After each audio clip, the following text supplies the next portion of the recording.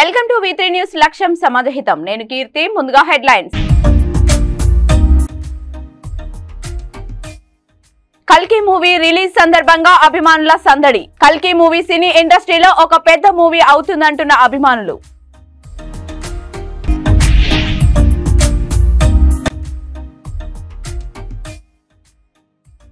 Brain tumour తో బాధపడుతున్న చిన్నారి. ఐపీఎస్ ఆఫీసర్ కల తీర్చిన పోలీస్ అధికారులు.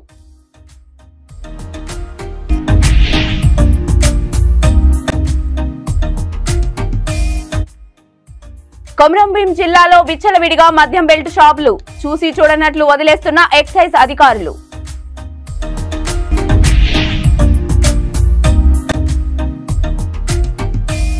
రవీంద్ర భారతిలో ఘనంగా హెలెన్ కెల్లర్ జయంతి ఉత్సవాలు. హెలెన్ కెల్లర్ ను స్ఫూర్తిగా తీసుకొని ముందుకు వెళ్లాలి మంత్రి సీతక్క.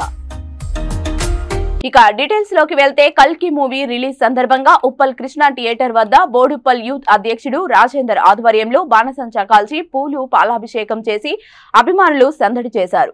కల్కి మూవీ సినీ ఇండస్ట్రీలో ఒక పెద్ద మూవీగా చెప్పుకోవచ్చునని, క్లైమాక్స్ ఇంకా చాలా అద్భుతమని, కాబట్టి ప్రతి ఒక్కరూ చూడదగ్గ మూవీ అని అన్నారు.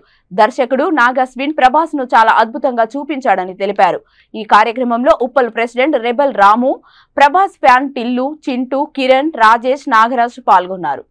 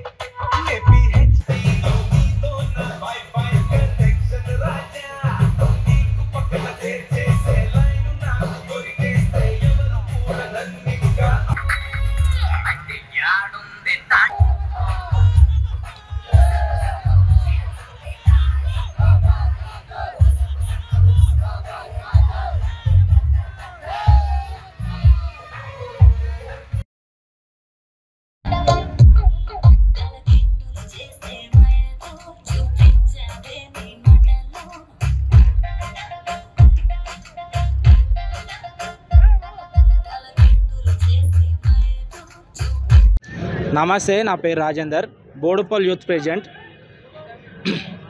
మన కల్కి మూవీ అనేది ఇది ఇండస్ట్రీలో బిగ్గెస్ట్ మూవీ. ఇట్లాంటి మూవీ అనేది ఇంతవరకు రాలేదు. మెయిన్ క్యారెక్టర్ అనేది మన ఇది ప్రభాస్ అన్న తీసుకున్న క్యారెక్టర్. ఇది ఒక ట్విస్ట్ ఉన్నది లాస్ట్లో మూవీ. అది ఒక క్లైమాక్స్లో అనేది ఎవరు ఎక్స్పెక్ట్ చేయని మూవీ. ప్రతి ఒక్కరు కూడా చూడాలి. ఇది మీ అందరికీ కోరుకుంటున్నాను. ప్రతి ఒక్కరు చూడాల్సిందిగా కోరుకుంటున్నాను.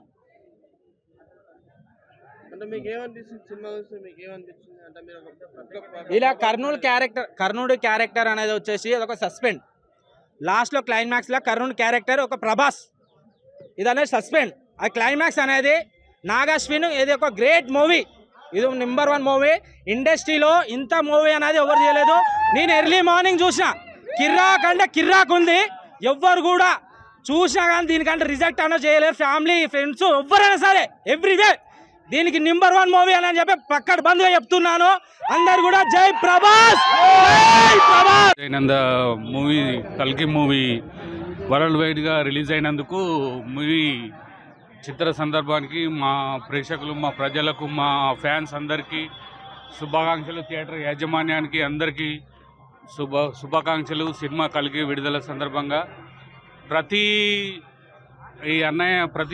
కల్కి మూవీలో వరల్డ్ వైడ్గా ప్రతి ఒక్కటి అందరికీ తగిన పాత్రలు ఇచ్చాడు. నాగశ్విన్ గారు చేసిన న్యాయం ప్రతి ఒక్కరికి. అమితాబ్ బచ్చన్ గారి క్యారెక్టర్ కానీ, కమల్ హాసన్ గారు చేసిన క్యారెక్టర్ కానీ, మరి ప్రభాస్ అన్నయ్య ఎంట్రీ రావడమే అది ఒక పెద్ద ట్విస్ట్. బుజ్జి అనేది ఆ పాత్ర కూడా చాలా బాగుంది, అద్భుతంగా. చాలా ఎంత అద్భుతంగా అంటే అద్భుతంగా. నాగశ్విన్ గారు ప్రభాస్ అన్నయ్యని ఇంత బాగా చూపిస్తారు. మెయిన్ అమితాబ్ బచ్చన్ గారికి, మన కమల్ హాసన్ గారికి, అందరికీ ప్రతి ఒక్కరికి న్యాయం కూర్చాడు నాగశ్విన్ గారు. కానీ సినిమా చాలా హైలైట్, హాలీవుడ్ రేంజ్ ఇది. ఎవరికి అర్థం కాదు, ఇది అందరూ అర్థం చేసుకొని తగిన హాలీవుడ్ లో అందరూ చూడాలి. అది అన్నయ్య ఇలాంటి మూవీ చేయడం మాకు ఎంతో సంతోషకరం, ఆసక్తికరంగా ఉంది. ప్రస్తుతం కాలంలో వయసుతో సంబంధం లేకుండా పిల్లలు పెద్దలు ప్రాణాంతక వ్యాధుల బారిన పడుతున్నారు. ముక్కు పచ్చలారని చిన్నారులకు చిన్న వయసులోనే నిండు నూరేళ్లు నిండిపోతున్నాయి. తాజాగా వారణాసికి చెందిన 9 ఏళ్ల చిన్నారికి సంబంధించిన ఓ హృదయాత్మక కథ సోషల్ మీడియాలో చెక్కలు కొడుతోంది. రణ్వీర్ భారతి అనే చిన్నారికి IPS అధికారి కావాలనేది కల. అయితే ఆ చిన్నారి బ్రెయిన్ ట్యూమర్ బారిన పడింది.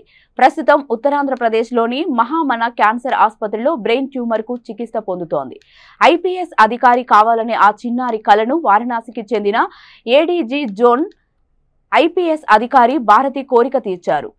ఇప్పుడు ఆ చిన్నారి కోరిక నెరవేరడంతో ఆ చిన్నారికి సంబంధించిన ఫోటోలు నెట్టింట్లో వైరల్ అవుతున్నాయి.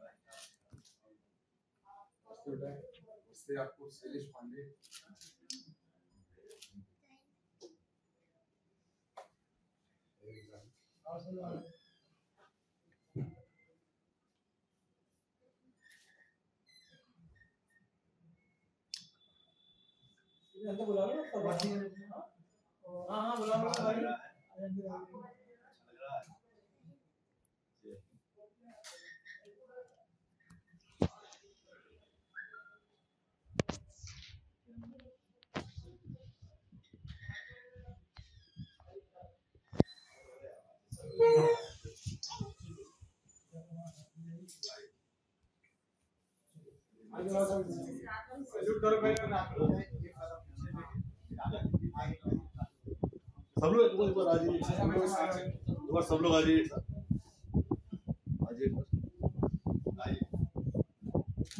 सैल्यूट कर दीजिए जरा, आप लोग सैल्यूट कर दीजिए।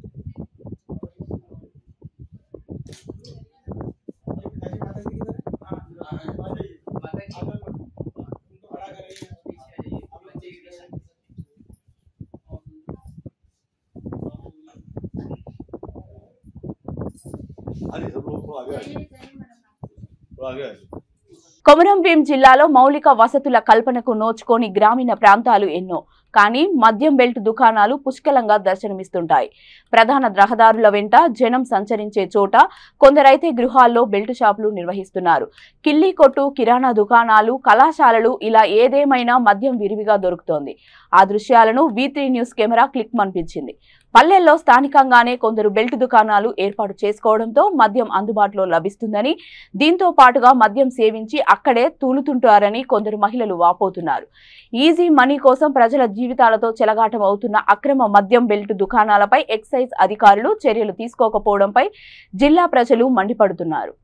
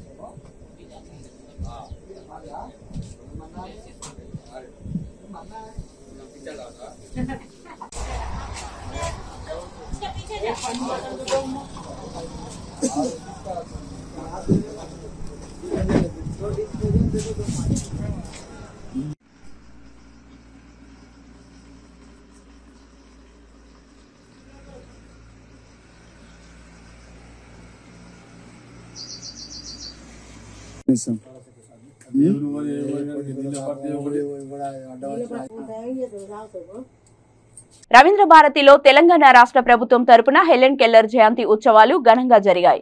హెలెన్ కెల్లర్ జయంతిని మనందరి పుట్టినరోజు వేడుకలా జరుపుకోవాలని సీతక్క అన్నారు.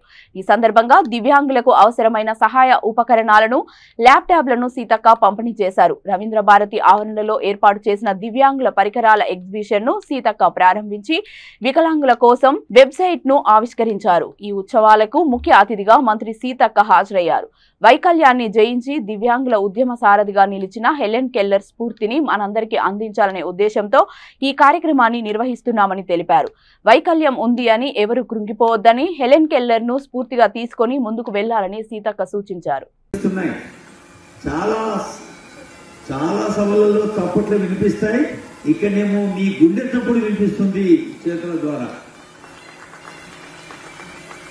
ఎంత గౌరవనీయులైన రాష్ట్ర ముఖ్యమంత్రి వర్యులు, పుట్టినరోజు పండగే అందరికీ, మరి పుట్టింది ఎందుకో తెలిసేది అందరికీ అన్నారు.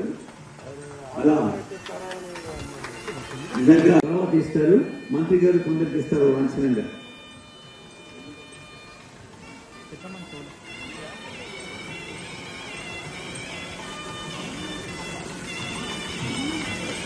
బాగుంటుంది.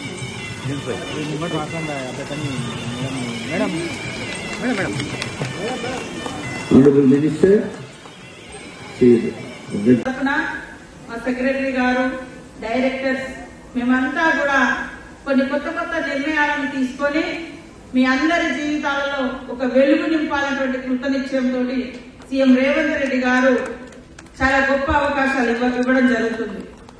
మీరు చూస్తే గతంలో డిజేబుల్ డిపార్ట్మెంట్ కు కేవలం 1 crore రూపీసే వచ్చేది ఇయర్. కానీ ఈసారి 75 కోట్ల రూపాయలను, 1 కోటి రూపాయలు ఇచ్చేటువంటి మన డిపార్ట్మెంట్ కు వచ్చేది గతంలో. కానీ ఈసారి 75 crores రూపీస్ మన డిజేబుల్ అండ్ మన డిపార్ట్మెంట్ కి ఇవ్వడం జరిగింది.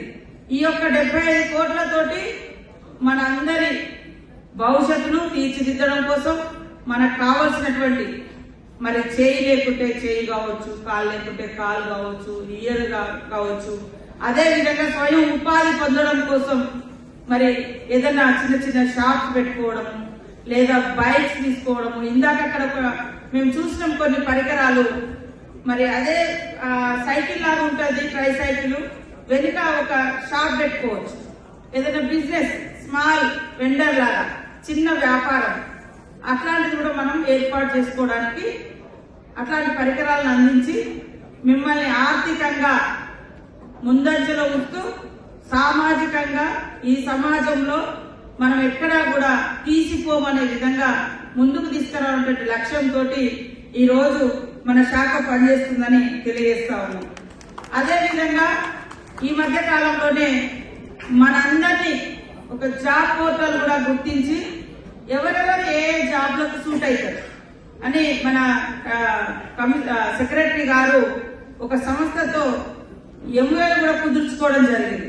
మీ అందరి డీటెయిల్స్ అన్ని మేము తీసుకొని ఆ పోర్టల్లో భద్రపరిచి. సింగరేణి మాజీ ఎమ్మెల్యేలు, నాయకులు, బొగ్గుగని కార్మిక నాయకులతో తెలంగాణ భవన్లో కేటీఆర్ సమావేశం నిర్వహించారు. సింగరేణిని ప్రైవేటీకరించేందుకే కేంద్రం తెలంగాణ బొగ్గుగనులను వేలం వేసిందని, కేంద్రంతో రాష్ట్ర ముఖ్యమంత్రి కుమ్మక్కై బీజేపీకి అనుకూలంగా వ్యవహరిస్తున్నారని ఆయన మండిపడ్డారు. లాభసాటిగా ఉన్న సింగరేణికి బొగ్గు గనులు కేటాయించకుండా నష్టాల్లోకి నెట్టే ప్రయత్నం చేస్తున్నారని ఆవేదన చెందారు. ప్రధాన ప్రతిపక్షంగా ఉన్న బీఆర్ఎస్ పార్టీ ఆధ్వర్యంలో సింగరేణిని కాపాడుకుంటామని కేటీఆర్ అన్నారు. ఎక్కడి నుంచి వస్తున్నది, ఎందుకు వస్తున్నది, ఎవల లాభం కోసం, ఎవల కోసం ఇది చేస్తున్నారు అని భారత ప్రభుత్వాన్ని ప్రశ్నించిన ఒకే ఒక్క ముఖ్యమంత్రి ఆనాడు పదవిలో ఉండి కేసీఆర్ మాత్రమే. గుర్తుమంత్రి అన్న మాట్లాడిండా, దయచేసి మీరు గుర్తు తెచ్చుకోవాలని చెప్పి కూడా నేను కోరుతా ఉన్నాను.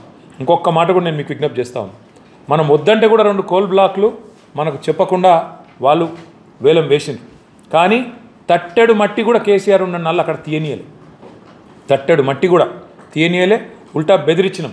ఎవడైతే తీసుకుంటుండో జాగ్రత్తగా ఉండండి, నష్టాల్లో పోతారు మీరు అనవసరంగా మీరు ప్రభుత్వంతో, ఇక్కడ ఉండే ప్రభుత్వంతో మీరు భిన్నంగా పోతున్నారు, మా వైఖరికి మంచిది కాదు, నష్టపోతారని చెప్పి కూడా ఆ సంస్థలు ఏవైతే కేంద్రంతో కుమ్మక్కై వాళ్ళు ఒప్పందం చేసుకున్నారో వాళ్ళకు కూడా చెప్పినట్టే తట్టెడు మట్టి కూడా తీయనీయకుండా మన నిబద్ధతను ఆచరణలోనే చూపెట్టింది కేసీఆర్ ప్రభుత్వం. ఇంకొక మాట కూడా ఈరోజు కాదు, 2021 సంవత్సరంలోనే మొదటిసారి ఆక్షన్ అని చెప్పి ఆగమాగం చేస్తుంటే ఆ రోజే కేసీఆర్ గారు ఒక స్పష్టమైన ఉత్తరం రాసినారు. డిసెంబర్ 8, 2021 ఏమని రాసినారు? మీరు కేంద్ర ప్రభుత్వం ఒరిస్సాలో అక్కడనేమో గనులు డైరెక్ట్గా లిగ్నైట్ కార్పొరేషన్కి ఇచ్చేస్తారు, పబ్లిక్ సెక్టర్ కంపెనీకి. గుజరాత్ మినరల్ డెవలప్మెంట్ కార్పొరేషన్కి డైరెక్ట్గా బొగ్గు గనులు నామినేషన్ మీద కేటాయిస్తారు. అదేవిధంగా గుజరాత్ ఇండస్ట్రియల్ కార్పొరేషన్కు నామినేషన్ మీద ఇస్తారు 2015-16 సంవత్సరంలో. ఒరిస్సాలో ఇస్తారు. అదేవిధంగా తమిళనాడులో అక్కడ ఉండే రాష్ట్ర బీజేపీ అధ్యక్షుడు పరుగున వచ్చి కేంద్ర బొగ్గు గనుల శాఖ మంత్రి ప్రహ్లాద్ జోషిని ఆనాడు మీరు కొన్ని బొగ్గు గనులను మినహాయించాలే అని రిక్వెస్ట్ చేయగానే వాటిని తప్పిస్తారు ఆక్షన్లకు వెళ్ళి. మరి మాకెందుకు అదే పని చేయరు? దక్షిణాదిలోనే అతిపెద్ద కోల్ కంపెనీ సింగరేణి లాభాల బాట నడుస్తున్నది, బ్రహ్మాండంగా ఉన్నది, పబ్లిక్ సెక్టర్ కంపెనీ, ఎక్కువ ఉద్యోగం సృష్టించవచ్చు. ఈ 4 బొగ్గు గనులు కూడా వెంటనే నామినేషన్ మీద సింగరేణికి ఇవ్వండి, ఇంకా ఒక 15-20 వేల ఉద్యోగాలు మేము సృష్టిస్తాం అని చెప్పి కేసీఆర్ గారు ఆనాడు కేంద్ర ప్రభుత్వాన్ని కోరిండు. ఎందుకు సింగరేణిలో 10-15 వేల ఉద్యోగాలు వస్తే ఏం లాభం అవుతుంది? చిత్తూరు జిల్లా కుప్పం మండలంలో ప్రకృతి వ్యవసాయం చేసే సుమారు 154 మంది రైతులకు వ్యవసాయ పరికరాలను ఎంపీడీఓ కార్యాలయంలో జిల్లా collector Sumit Kumar, MLC Kancharla Srikanth, TDP నేత సురేష్ బాబు చేతుల మీదుగా పంపిణీ చేశారు. ఈ సందర్భంగా వారు మాట్లాడుతూ ప్రతి కార్యక్రమాన్ని కుప్పం నుంచే అమలు చేయాలని సీఎం చంద్రబాబు చెప్పారన్నారు. రాష్ట్ర ప్రభుత్వం రైతుల సంక్షేమానికి పెద్దపీట వేశారని కొనియాడారు. రైతులను ఆదుకునేందుకు అన్ని విధాల చర్యలు తీసుకుంటామన్నారు. ఈ కార్యక్రమంలో జిల్లా అధికారులు మరియు టీడీపీ నేతలు పాల్గొన్నారు.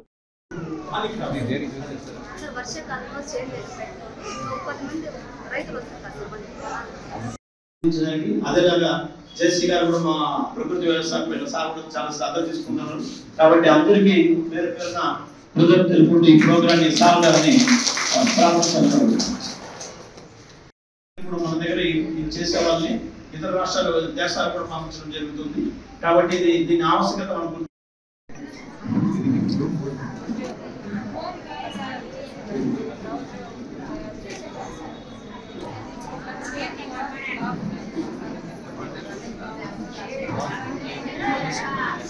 అయితే మేము ఇంటి దగ్గర ఎప్పుడు కావాలన్నా అప్పుడు కోసుకొని వచ్చి మేము వండుకుంటాము, పక్కుండే వాళ్ళకి కూడా ఇచ్చుకుంటాము. దాని నుండి ఆరోగ్యంగా బాగుంటాం సార్. మేము రైతులు మీరంతా మార్పు చేస్తారని కోరుతున్నాం. ఇది వచ్చి పిఎం అజయ్ ఫండ్స్ లో 21-22 సంవత్సరానికి సంబంధించిన ఫండ్స్. ఇది మన రాష్ట్రానికి వచ్చిన ఫండ్స్ ని ఎట్లు ఏదో విధంగా యూటిలైజ్ చేయాలంటే ఆ ఎస్సీలకి ఇవ్వాలి. కాబట్టి ఇక్కడ ప్రకృతి వ్యవసాయం ఆ సంవత్సరం చేసిన రైతుల్ని మనం ప్రతి సంవత్సరం వాళ్ళకి లిస్టు మంత్లీ మనం పంపిస్తూ ఉంటాం. ఆ లిస్టు రాష్ట్ర ప్రభుత్వం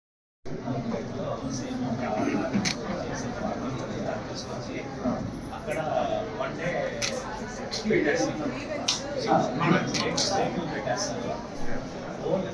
ప్రకాశం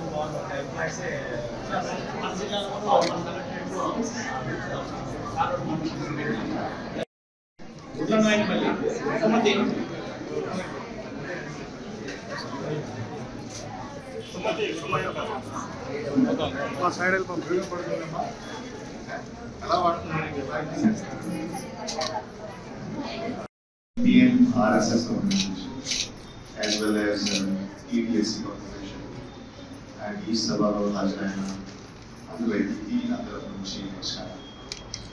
మీరు గత 4-5 సంవత్సరాల నుంచి ఈ ZBNF zero based natural farming ఈ యాక్టివిటీ కింద మందులు లేకుండా, ఫర్టిలైజర్స్ లేకుండా ఒక గ్రామంలోనే దొరికిన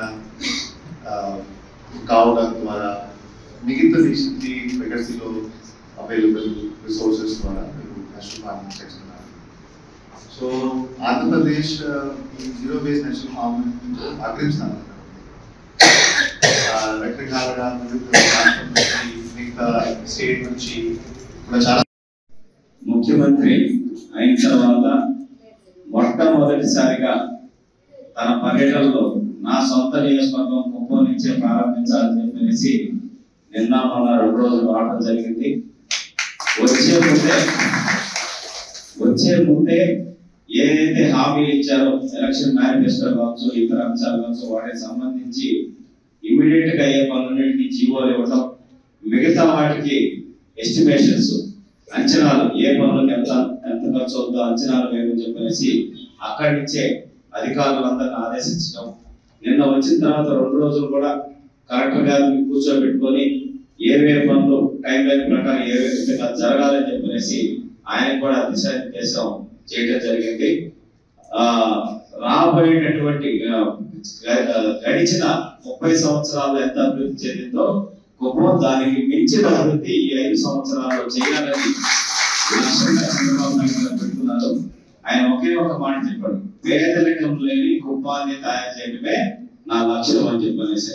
సో దాంట్లో భాగంగా ఈ రోజు ఇదొక కార్యక్రమం, ఒక మంచి కార్యక్రమంలో మీతో కలిసి పాల్గొనేదానికి మాకు అవకాశం వచ్చింది. దానికి మీ అందరికీ మనస్ఫూర్తిగా ధన్యవాదాలు తెలియజేస్తున్నాం. బులెటిన్ ముగించే ముందు హెడ్లైన్స్ మరొకసారి. కల్కి మూవీ రిలీజ్ సందర్భంగా అభిమానుల సందడి. కల్కి మూవీ సినీ ఇండస్ట్రీలో ఒక పెద్ద మూవీ అవుతుందంటున్న అభిమానులు.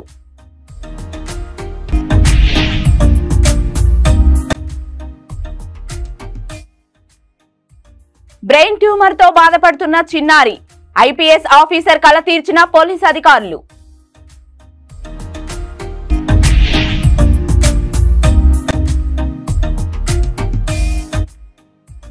కొమరంభీం జిల్లాలో విచ్చలవిడిగా మద్యం బెల్ట్ షాపులు. చూసి చూడనట్లు వదిలేస్తున్న ఎక్సైజ్ అధికారులు.